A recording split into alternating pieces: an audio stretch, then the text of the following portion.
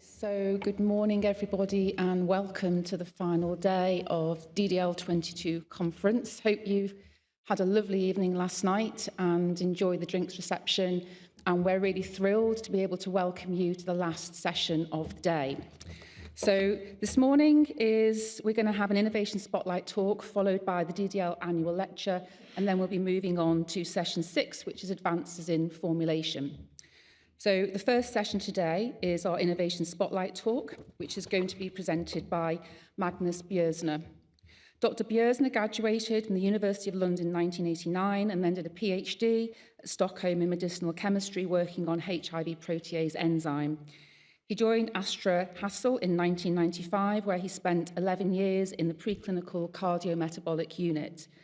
He then moved on to a series of managerial positions in cardiovascular discovery research management before undertaking a role in cardiovascular business development in 2006, involved in the search, evaluation and transaction of M&As and licensing deals. Since 2014, Dr. Björsne is leading AZ BioVenture Hub, a novel approach to open innovation which allows smaller biotechs and academic groups to work in close proximity to the skills and capabilities in big pharma.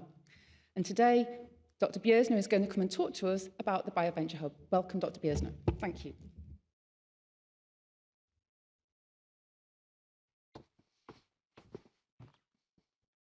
So, good morning. I hope I will be able to give you a second wake-up call this morning. It's Friday, and I know that it was a great night yesterday. So, my name is Magnus, and I'm with a subsidiary of AstraZeneca called AstraZeneca BioVenture Hub. This is a unit that we set up roughly 7 years ago with one sole purpose, well, actually two, to catalyze innovation and change culture. So, it is a non-for-profit organization, fully owned by AstraZeneca, but it's a private-public partnership, so the government of Sweden is engaged in financing this, and I will take you through why we did it and what it actually is.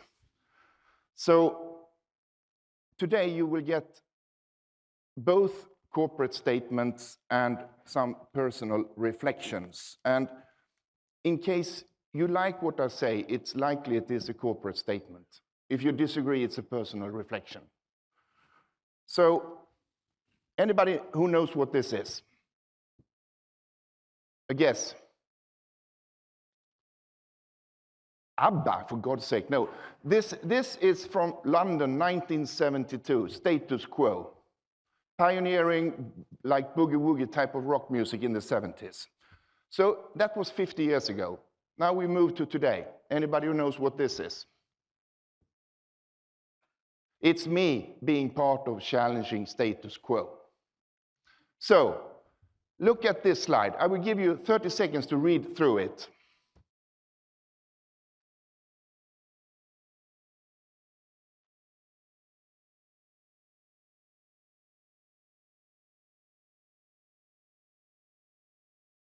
If you now should put our business into a slide like this, what would it say?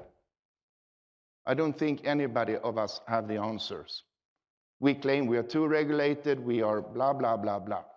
I mean, the finance sector is utterly regulated, and look what they have done. And it's us who are part of making this change happen. What these companies have in common is not only that they have launched new and unique and innovative products, they have changed business models. So when we talk about innovation, when I was at university, I was taught that innovation is something that happens in a test tube, in a lab, or in a clinic. Today, I think the most important innovation actually takes place elsewhere, and we're all part of it. So, being in pharma today, it has probably never been more exciting than it is. We have spent decades dealing with the symptoms. Today, we are actually slowing down progression of disease.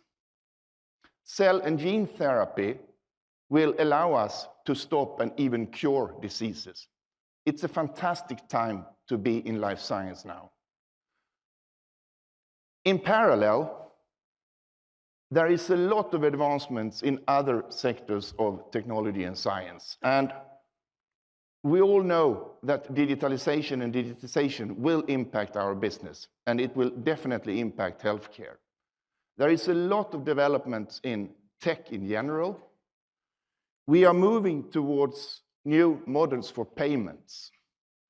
And finally, patients will have a much greater impact on what we need to do and should do than ever before, due to information technology, basically.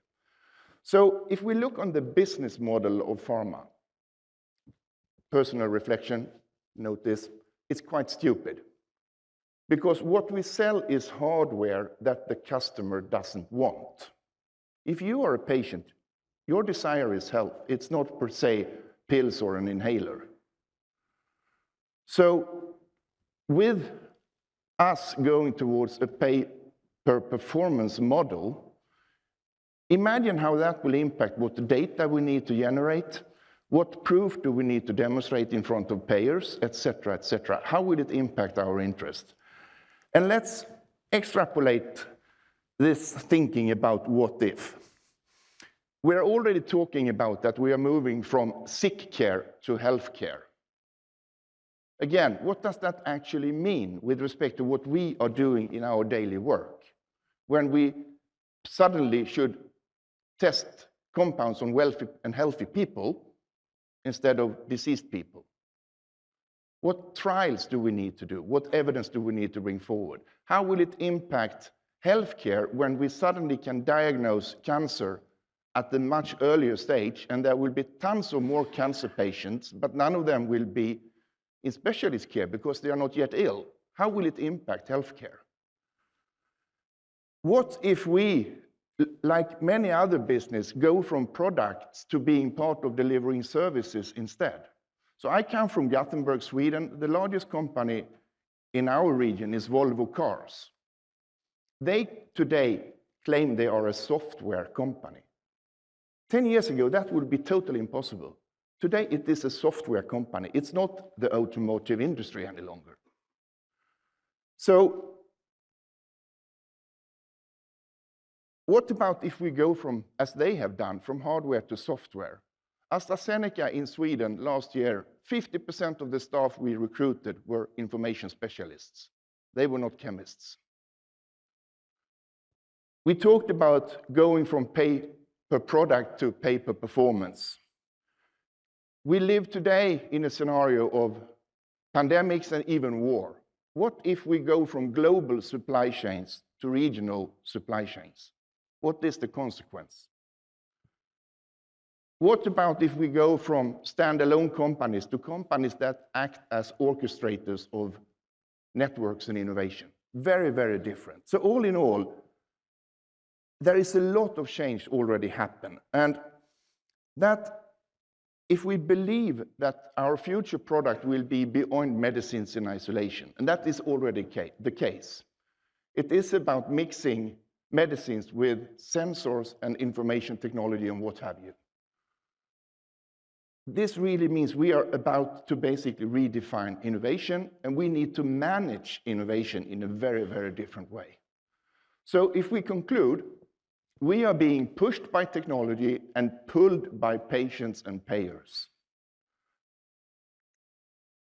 This is something I think all of you have seen. It's the Moore's Law. It was, I think, introduced in 1960s to describe the speed by which CPUs goes faster and faster. Today, it is somewhat wrong, but they use it to describe the speed of technology evolution. And I call this a what curve, because we spend a lot of time discussing what to innovate. If we now put on my own how curve, and we look into management, what innovations have been made with respect to how we manage innovation processes? The spinning jennies, developed not very far from here, down in London, changed all industries. The conveyor belt with the T-Ford had an impact on all industries globally. Toyota's concept of lean manufacturing impacted us all, and today we talk about agile strategies and agile organizations.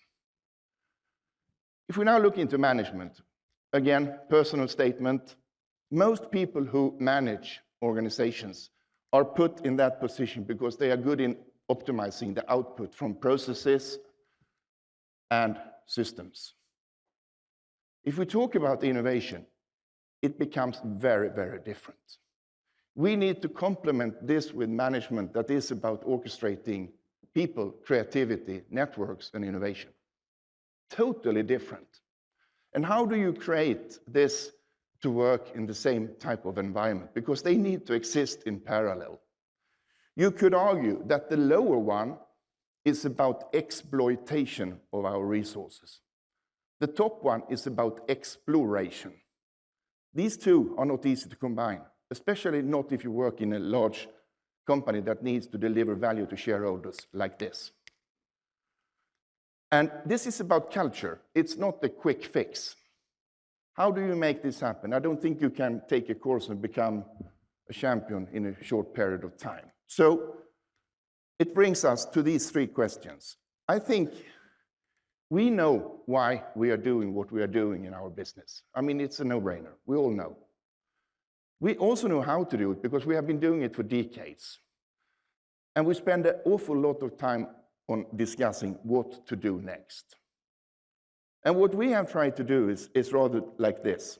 Skip the what, skip the why. How do we work with innovation? And I think you have all been exposed to people who tell you to think outside the box, be innovative. The problem is that nobody has defined the size of the box. You can be outside your box, but you're in the midst of mine. So this is just bullshit. How do you define innovation culture? And what is it? Now we talk about three types of innovation now.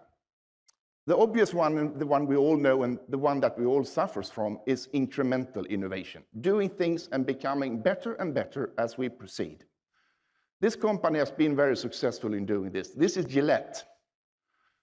And the first shaver was invented in 1900. And in 2015, they launched the yellow one with 5 blades. Incremental innovation. This is called Horizon 1. It is the obvious next thing to do. If you now start to extrapolate this strategy, you realize that it is not sustainable. So, therefore, people talk about Horizon 2 innovation, which is basically thinking outside the box, doing the next thing. And I think pharma, we are good being in both Horizon 1 and Horizon 2. Horizon 3, on the other hand, and this is my own definition, so don't quote me, they are not correct. So Horizon 3 is about disruptive innovation, or it is about innovation that we don't want to happen. That's part of the way we act as humans. But the problem with number 3 is that it is very hard to plan for, because what is it that we actually do when we enter partnerships with a purpose to innovate? And I think you have all been confronted with presenting a business case. And what is a business case in reality? It is a calculation on return on investment. If you look into the definition of disruptive innovation, it's not even possible to predict. So you can't build your bloody business case. i.e., we disqualify ourselves by using a methodology that excludes disruptive innovation. And I think that is a problem if you work in a business that solely are dependent on being innovative. And that brings us to the BioVenture Hub. So when we started this back in 2015, you could argue that, dependent on who I'm speaking to, it is either frustration as a driver for innovation, or in other cases, we talk about diversity as a driver of innovation. But pick whatever you want. I think both of them were relevant back then.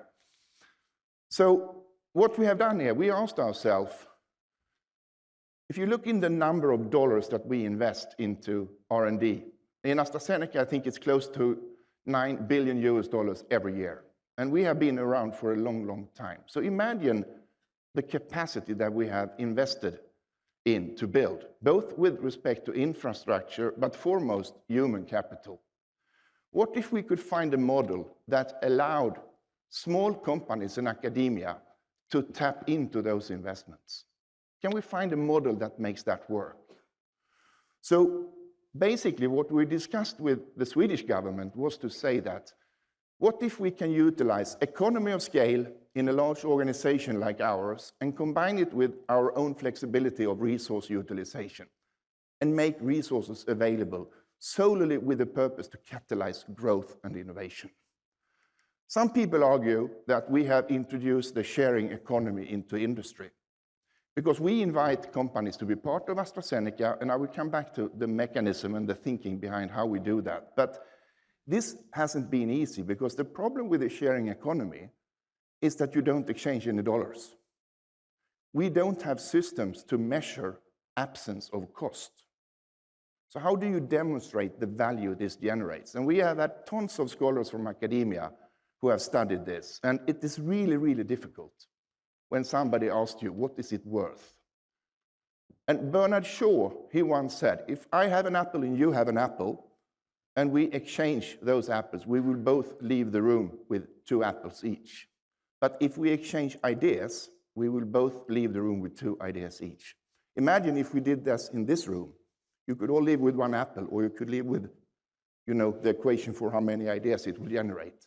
So if you put that into a system where the sole purpose is to share knowledge, it becomes utterly powerful. So this environment, it's a physical environment of 6,000 square meters, and some 50 companies have moved into AstraZeneca to be part of this ecosystem.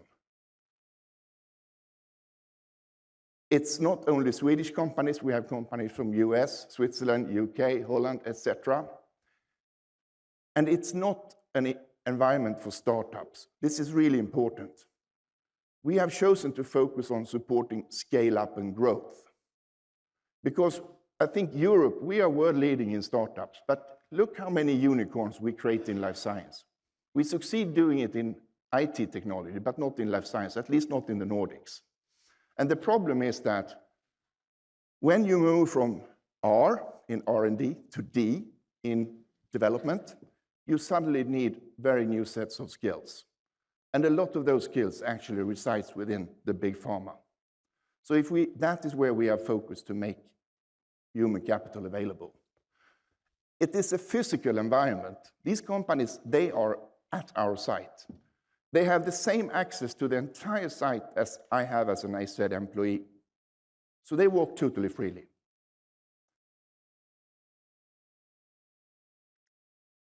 The portfolio is deliberately built to be non-competitive.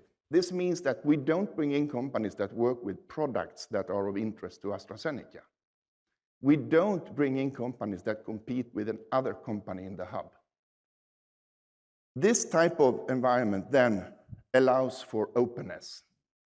So the fact that they are not startups, which means that they have their patents in place when they come, they have no competition, and they are deliberately put beside each other because we believe there are synergies with respect to competence and technology. This really impacts innovation, because if we all were to help each other, I think the one who dares to ask for help the most will be the winner, provided somebody is willing to help. It is also about sector convergence. So this environment contains 4 different industry verticals in the same physical space. It's IT companies, it's diagnostics, it's pure tech companies, and it is biotechs. Because the innovation of tomorrow will be across those different dimensions. We talked about beyond the medicine in isolation. We also have academia in this setting. And when we normally come from industry and approach academia, we do so because we have a problem and we want to work with the best researchers to solve our problem. Academia basically becomes a service provider to industry. What we did in the hub was the opposite. We went out to academia and said, hey guys, we don't have a problem, but we have this. How can you benefit from our models, our system, our infrastructure, our competence? And today we have 3 large academic groups that are driving basic academic science from inside pharma with access to our knowledge. You can just imagine how that impacts innovation. So if you look on this slide to the left, the one thing that makes this very unique is the way it has been integrated. So we have put this at the heart of a site with north of 3,000 people devoted to R&D. It's 72 nationalities, 90% of the staff has an academic degree, and everyone focuses on research and development. These companies are put at the heart of that. And the way it works is that we have a small team of some 10 people, which has been around for quite long in AstraZeneca, and they come to us and say, I need help with this, can you help me? And we can't normally because we don't know everything, but we have access to an organization of 80,000 people we can ask. And the Swedish government reimburses AstraZeneca for the cost. So it's free for the companies. We are, in a way, like Tinder for industry. So if we like the question and think it makes sense, because it must create a win-win. AstraZeneca is not doing this to be nice guys. We truly believe in that if we work differently, we can deal with innovation in a better way. So it has to be relevant. And if they can acquire what they ask for from a service provider, we try to avoid helping them because we don't want to compete with businesses. But very often the questions are utterly complex and require multidisciplinary input and so on, then we try to support them. Given that the portfolio is diverse, we very soon realized, yes, we can help these companies with questions that are relevant in our business, i.e. knowledge about pharma. But we can't help them when they ask about what business model should we have when our solution is digital. How do we get this thing through? It is a combination of a device, software, and medicine. It becomes regulatory very complex. So what we have done is to partner up with two other global companies. One is IBM, that support these companies with their skills and their infrastructure. And the deal with IBM is basically that companies in the hub can freely use IBM's entire toolkit as long as they don't commercialize. Mölnlycke Healthcare is a medtech company. Again, very different expertise compared to what we and IBM have, but in total, it creates an environment where these companies can work and get advice across different industry verticals. And this has really been a culture project. We joke and say we have gone from an ego system to an ecosystem. And there are other components in this that is really critical to make it successful. And one is healthcare providers. Again, industry is often interpreted that when we come to a hospital or a physician, it is because we want to launch or test a product. But what if we want to co-innovate with healthcare professionals? It becomes very, very different. And the system is not set up for that. So we have instead built a hub in parallel to this one, where we invite both patients and healthcare practitioners to discuss what is the actual problem, because we need to understand that much better than we do today.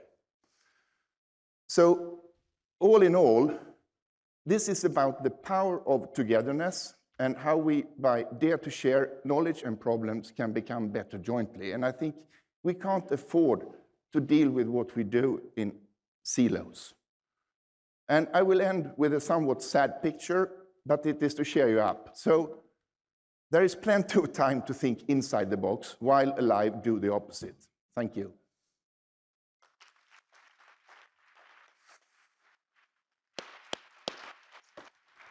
Questions, complaints? Thank you, Magnus. Very, very interesting. Questions, folks? Please use the microphones. We have some wonderful helpers. So I have a question then. So what is in it for AstraZeneca? Do you have any, why do you do this? We have no rights, not even a first right to negotiate with these companies. There are zero legal ties. They invite Pfizer to have meetings inside AstraZeneca. That's okay. So that was the first question. Any more questions? Hi, Paul Hardman from Broughton. A great presentation. Looks like a very wonderful thing you're doing. You mentioned the why, the how, and the what, and you said that the why was a no-brainer. However, the why may be different for the various companies in the hub. Some may genuinely desire to improve patients' lives or lives generally, and others may simply want to make a lot of money. And ideally, those things can align, but often they don't. Are there any differences in company ideologies in the hub? No, I don't think so. There is a difference in how to get to those points, but I don't think you can you can't do this, at least not from industry, if there is not a business purpose. But imagine how, and now so scholars have actually studied value generation in this ecosystem because it's very difficult. And they talk about value creation versus value capture. Value creation, nobody questions, because we have measured the growth of these companies, and it beats the shit out of any other ecosystem.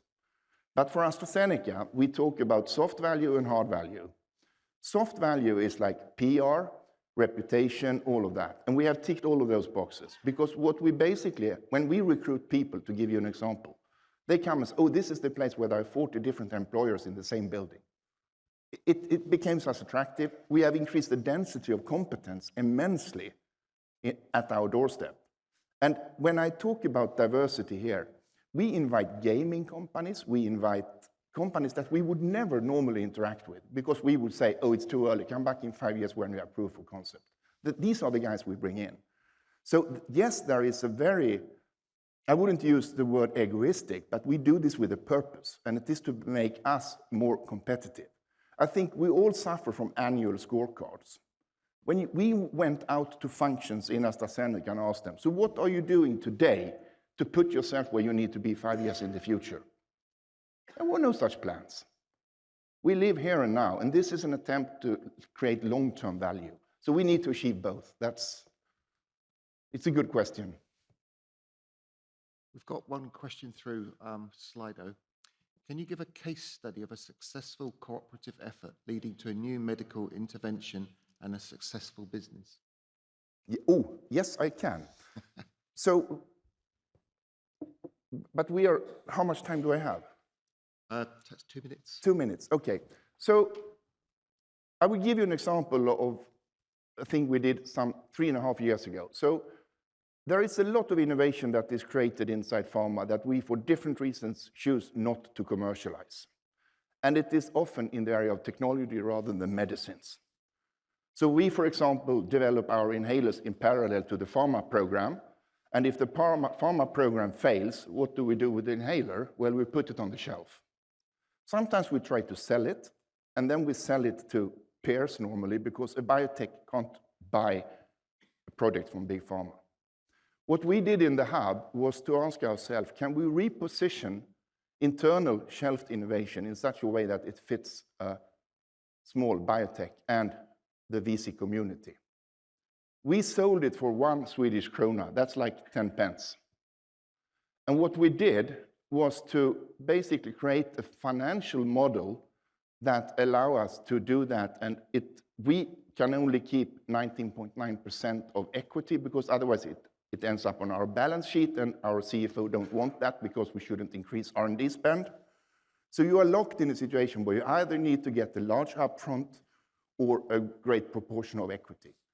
So we solved that accounting problem in a quite smart way. Today, that company is close to 40 people. They are working on a device that is addressing HD-AD, something which AstraZeneca has no interest in, because we are not in CNS whatsoever any longer.